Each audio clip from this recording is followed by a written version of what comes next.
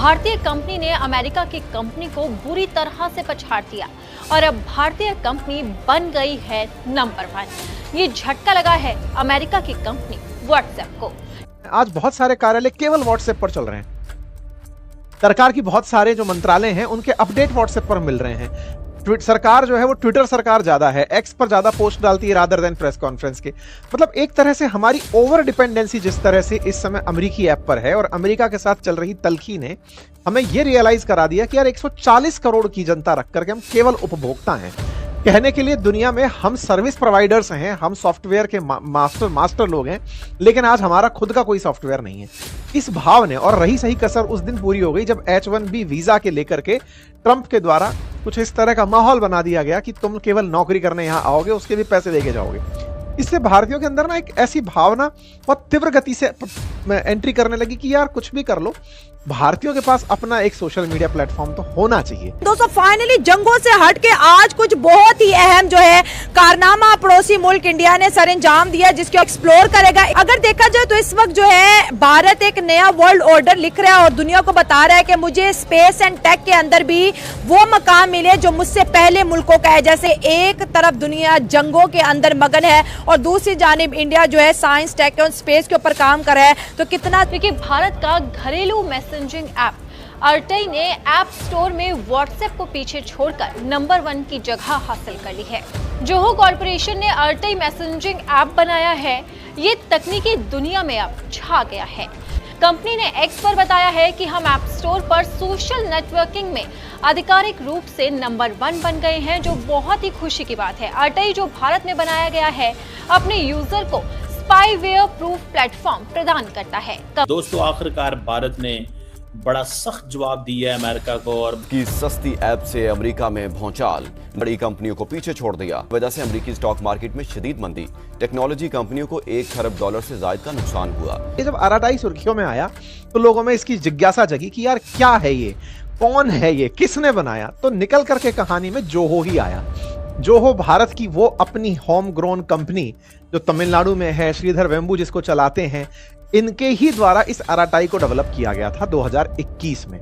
और ये लगा हुआ था प्ले स्टोर पर, ऐप स्टोर पर लंबे समय से, लेकिन इसको कोई खास तवज्जो मिल नहीं रही थी क्योंकि ऑलरेडी लोग व्हाट्सएप यूज कर रहे हैं, टेलीग्राम यूज कर रहे हैं, कुछ और यूज कर रहे हैं।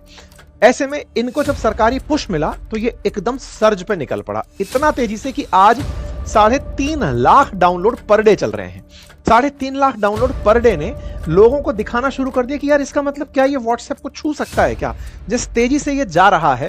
फिर प्रोग्राम के सिलसिले में हम बात करेंगे जो पाकिस्तान में टेक का जो सिचुएशन है और ग्लोबली पाकिस्तानियों की क्या रिप्रेजेंटेशन है दुनिया भर में, जो इस वक्त डिजिटल प्लेटफॉर्म्स हैं, जो इंफॉर्मेशन टेक्नोलॉजी है, उसके मुख्तलिफ। इसी तरह से व्हाट्सएप और इनके जब खिलाफ भारत के अंदर हल्का हल्का सा भाव पैदा होने लगा और अल्टरनेटिव की तलाश होने लगी, तो प्ले स्टोर पर रजिस्टर्ड एक और ऐप जो 2021 में ही आ गया था जिसका नाम है अर्टई, ये लोगों की नजर में आया। लेकिन चूंकि 2021 से ही था, प्ले स्टोर पर तो था, लेकिन इसको कभी रजिस्टर किया गया था अमेरिका से, क्योंकि जिस कंपनी का था उसने किसी एम्प्लॉय के नाम से वहीं पर टेस्टिंग की थी इसकी। तो इस ऐप पर नजर पड़ी, लेकिन इसको कोई एंडोर्स करने वाला नहीं मिल रहा था। एंडोर्स से मतलब है कि किसी ने इसके बारे में ये नहीं कहा कि ये अच्छा है। हमारे भारत में ना एक बहुत बड़ी प्रॉब्लम है और वो ये है कि अगर आपको वेब सीरीज देखनी हो, 2 लोग आपसे कह दें कि यार वेब सीरीज अच्छी है देख ले, या फिल्म अच्छी है तो बोले देख ले।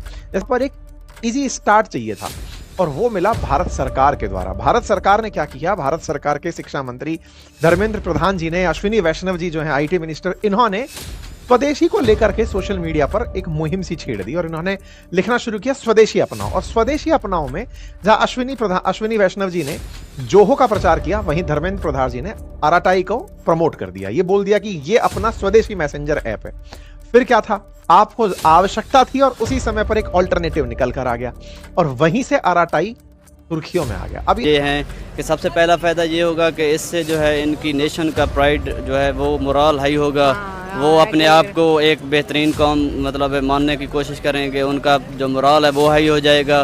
तो जैसे उनको दुनिया देखती है कि वो एक थर्ड वर्ल्ड कंट्री है, तो इस हवाले से जो उनकी इमेज है वो थोड़ा परसेप्शन दुनिया का चेंज होगा। चंद्रयान के बाद भी हुआ, चंद्रयान जब उन्होंने भेजा था तो थोड़ा उस वक्त भी मतलब है इनकी इमेज डेवलप हुई थी, तो साथ में उस वक्त जो टेक की इंडस्ट्रीज थी वो भी ग्रोथ स्टार्ट हो गई थी।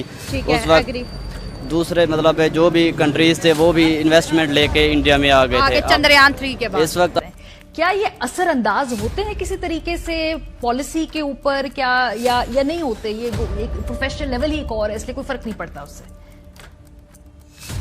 देखें जी, जहाँ भी ह्यूमन एलिमेंट आएगा वहाँ ह्यूमन सेंटिमेंट आएगा और वहाँ ह्यूमन इन्फ्लुएंस आएगा, चाहे वो बहुत एक्सप्लिसिट हो या इम्प्लिसिट हो, ऑफ कोर्स अफेक्ट करता है।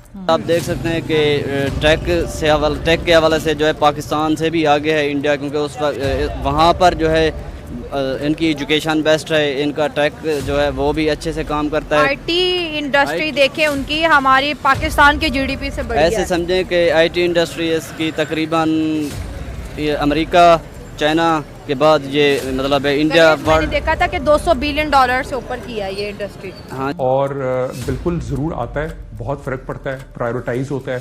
जब आप सोचें कोई ऐसा प्रोजेक्ट भी हो रहा हो इन ऑर्गेनाइजेशंस में जिसमें उनके पास ऑप्शन हो कि कहीं भी किया जा सकता है, तो पहली प्रायोरिटी आती है, अच्छा जी क्यों नहीं हम अपनी बहुत बड़ी पॉपुलेशन पे ट्राई कर लें पहले। तो वहाँ वो ट्रायल्स एंड टेस्ट करते हैं, जब आपने टेस्ट एंड ट्रायल्स वहाँ किए तो फिर वो कहते हैं यहीं स्केल कर लो पहले एंड हेंस आप देखेंगे उनकी मिडिल क्लास कैसे इंप्रूव कर गई है। इसी तरह और वो फिर जब आपने देखा बीपीओ होता है, लोग बहुत सारा ट्रेवल करते हैं उनकी कंट्रीज में, सीईओज बाकी, फिर वो उनको अपने ट्रेडिशंस में इन्वॉल्व करते हैं। फिर एक और बहुत इंपॉर्टेंट बात है कि वहाँ एक बॉलीवुड इफेक्ट भी बहुत है, ज़ाहिर उनका मीडिया एंटरटेनमेंट बहुत स्ट्रांग है, तो वो भी एक इम्पैक्ट लाती है अट्रैक्ट करने में बाकी लोगों को कि वो इंडिया में जाके एक्सपेरिमेंट्स करें, टेस्ट करें, प्रोडक्ट लॉन्चेस करें, स्केल करें। तो ऑफ कोर्स ये बिल्कुल फर्क पड़ता है। कहा जाता है पूरी दुनिया भर में हमारे देश भारत के लिए कि अगर भारतीय किसी काम को करे तो बहुत ही ज्यादा शिद्दत से करते हैं और उस मुकाम को बहुत जल्दी ही हासिल कर लेते हैं। दोस्तों, इसका ताजा एग्जाम्पल देखने को मिल रहा है व्हाट्सएप की जगह को RTI ऐप, जो कि बिल्कुल ही भारतीय है, स्वदेशी मेड इन इंडिया है, जो कि अब धीरे धीरे व्हाट्सएप की जगह ले रहा है। दोस्तों, इसकी डाउनलोडिंग 3 से 35 लाख पर डे हो रही है कि हम सब जानते हैं कि ट्रंप ने भारत के साथ टैरिफ और छेड़ी, फिर उसके बाद जीमेल को लेकर भी हम लोगों जी मामला देखा। उसके बाद H1B वीजा को लेकर जब ट्रंप ने फीस बढ़ाई, उस समय भारत के लोगों में एक सवाल उठा कि हमारा जो देश है टेक्नोलॉजी के मामले में अगर हम देख ले तो अमेरिका पर हम बहुत हद तक निर्भर करते हैं। और इसी चक्कर में दोस्तों इस ऐप का शुभारंभ हुआ, लेकिन कहा जाता है कि यह 2021 में ही आ गई थी। बहुत से लोगों को इसका नॉलेज नहीं था, लेकिन जैसे ही इसको सरकार के द्वारा प्रमोट किया गया तो दोस्तों धड़ाधड़ इसकी डाउनलोडिंग होने लगी और अमेरिका के लिए बहुत बड़ा झटका है। साथ साथ आपने एक और नाम सुना होगा जो कि इस समय बहुत ही ज्यादा चर्चा में है, RTI। ये ऐप्स बहुत ही ज्यादा चर्चा में, विश्व भर में इसके बारे में बात की जा रही है। कहीं ना कहीं भारत भी दोस्तों अपने पैरों पर खड़ा होने की